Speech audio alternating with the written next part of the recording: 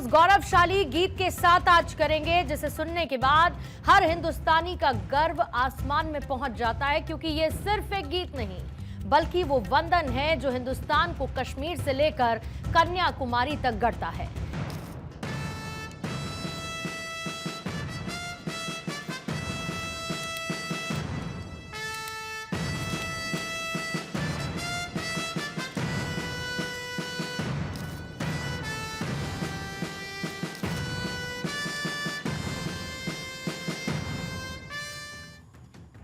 छिड़ा सियासी रण, संसद में वंदे मातरम। नेहरू पर तकरार, वंदे मातरम पर आर पार। पीएम मोदी की दो टोक, जिन्ना के सामने झुके थे नेहरू। गौरव गाथा वाला गीत, वंदे मातरम पर सियासत छिड़ी। वंदे मातरम सिर्फ एक गीत नहीं, एक भाव है जिसने गुलामी की जंजीरें तोड़ी, जिसने भारत की आत्मा को जगाया। जिस गीत के एक एक शब्द से अंग्रेज कांपा करते थे, उसी गीत की 150वीं वर्षगांठ जारी है और उस पर सियासत भी जोरों पर है। संसद में आज वंदे मातरम का मुद्दा गूंजा तो प्रधानमंत्री मोदी ने देश के पहले पीएम जवाहरलाल नेहरू का जिक्र किया और फिर उस बात का खुलासा किया जिसने बताया कि कैसे इस गीत को अतीत के पन्नों में खंड खंड किया गया था। मोहम्मद अली जिन्ना ने लखनऊ से 15 अक्टूबर 1937 को वंदे मातरम के विरुद्ध का नारा बुलंद किया। फिर कांग्रेस के तत्कालीन अध्यक्ष जवाहरलाल नेहरू को अपना सिंहासन डोलता दिखा। बजाय कि नेहरू जी मुस्लिम लीग के आधारहीन बयानों को तगड़ा जवाब देते, करारा जवाब देते और वंदे मातरम के प्रति खुद की भी और कांग्रेस पार्टी की भी निष्ठा को प्रकट करते, लेकिन उल्टा हुआ। वो ऐसा क्यों कर रहे वो तो पूछा ही नहीं, न जाना, लेकिन उन्होंने वंदे मातरम की ही पड़ताल शुरू कर दी। लेकिन इतिहास इस बात का गवाह है कि कांग्रेस ने मुस्लिम लीग के सामने घुटने टेक दिए। वंदे मातरम गीत का एक एक शब्द हर हिंदुस्तानी के लिए उसका गर्व है, लेकिन इस पर भी हो रही सियासत उतनी ही दुर्भाग्यपूर्ण है।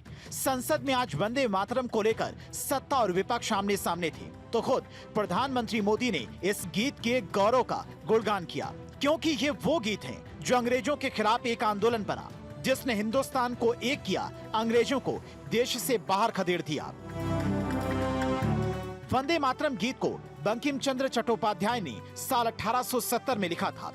ये गीत उनके प्रसिद्ध उपन्यास आनंद मठ में शामिल है जो 1872 में प्रकाशित हुआ था। खास बात यह थी कि वंदे मातरम गीत पहली बार 1896 में कांग्रेस के अधिवेशन में गाया गया था।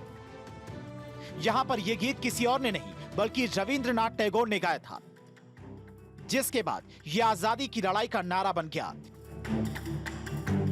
हिंदुस्तान का इतिहास बेहद सुनहरा रहा है तो ये गीत उसी इतिहास के शब्द हैं, लेकिन इस पवित्र गीत पर आज भी सियासत जारी है तो दूसरी ओर देश में वो लोग भी हैं जो इस गीत को गाने तक से परहेज करते आए हैं, जिन पर सवाल भी आज पीएम मोदी ने उठाया।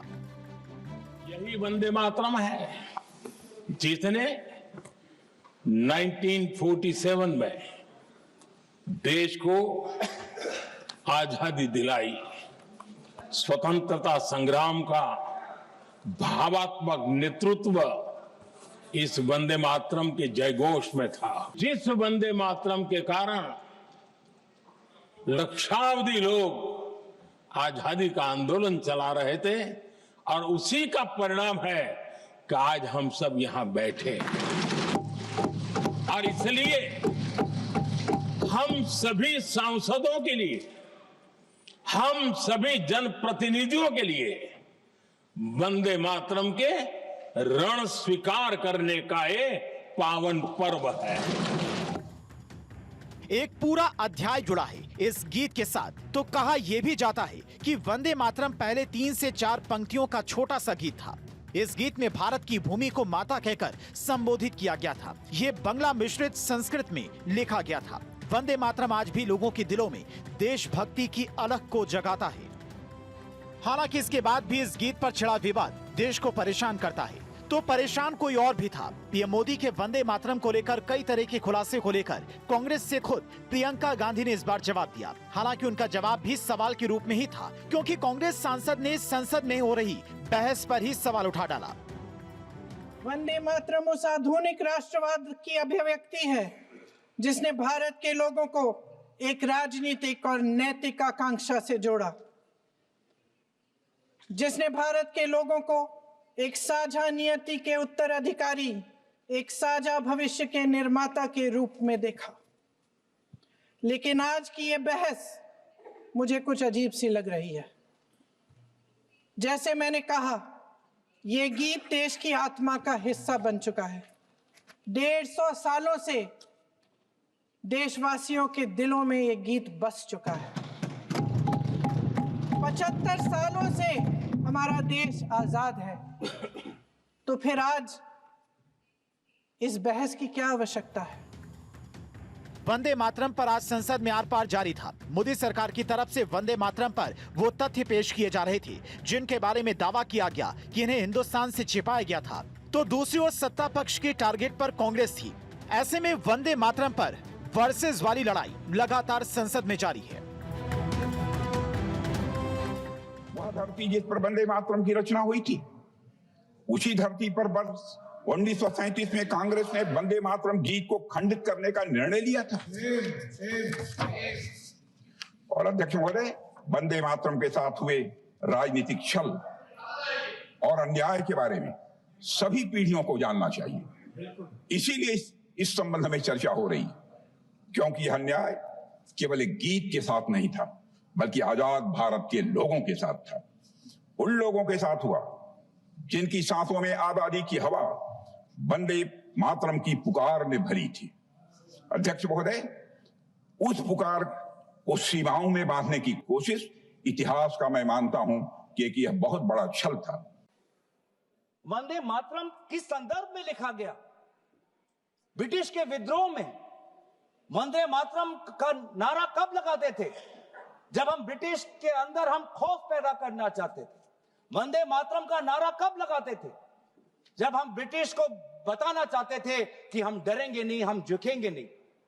तो ये था मूल भाव वंदे मातरम का। जो गीत गुलामी के कालखंड में संकल्प का उद्घोष बन गया था, जिसने बताया कि स्वतंत्र भारत कैसे होगा, जिसने सुजलाम सुफलाम यानी कि भारत माता की सुंदरता और संपन्नता वाली तस्वीर को बताया था, उसकी गूंज आज संसद में तो थी, लेकिन जिस तरह की बहस इस गीत पर जारी थी वो कहीं से भी जायज नहीं थी। Bureau report, Bharat 24।